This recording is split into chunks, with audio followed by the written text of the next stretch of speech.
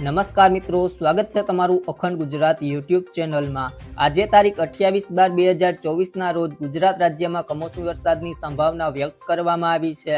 એ video અંદર વાત કરીશું તો વિડીયોને છેલ્લે સુધી જોતા રહેજો અને ચેનલને સબસ્ક્રાઇબ ન કર્યું હોય તો ચેનલને સબસ્ક્રાઇબ કરી લેજો। અમદાવાદમાં હવામાનમાં પલટો આવ્યો છે। ભર શિયાળે ચોમાસા જેવો માહોલ જોવા મળી રહ્યો છે। રાજ્યના ઘણા ભાગમાં માવઠાની આગાહી કરવામાં આવી છે અને આ સાથે 4 જિલ્લામાં કરા સાથે વરસાદ ખાબકી શકે તેવી શક્યતા વ્યક્ત કરવામાં આવી છે।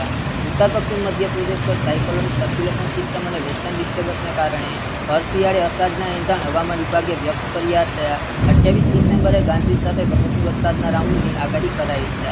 આજે છોટાઉદેપુર, નર્મદા, તાપી, ડાંગમાં 30 થી 40 કિલોમીટર પ્રતિ કલાકની ઝડપે પવન ફૂંકાવા સાથે બરફના કરા વરસી શકે છે તેવી પણ શક્યતા વ્યક્ત કરવામાં આવી છે। હાલમાં દક્ષિણ પશ્ચિમ રાજસ્થાન પર સાયક્લોનિક સર્ક્યુલેશન સક્રિય થયું છે। આ ઉપરાંત પાકિસ્તાનથી લઈને પૂર્વ મધ્ય અરબ સાગર સુધી એક ટ્રફ સર્જાયું છે, એટલે કે ગુજરાતમાં આગામી 24 કલાકમાં તાપમાનમાં વધારા સાથે વરસાદની સંભાવના છે।